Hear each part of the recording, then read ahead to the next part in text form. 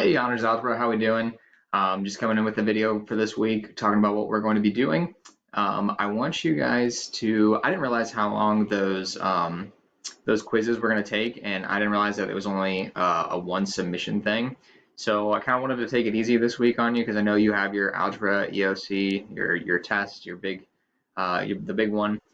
So I want you guys to. I went back and I put it. So I set the number of attempts to unlimited so you guys can actually go back and fix those, okay? So I want you guys to go back and fix those. It should be popping up with the correct answers on there. If you need help or don't understand how to do a problem, please reach out and let me know, and we can work it out, figure it out for you.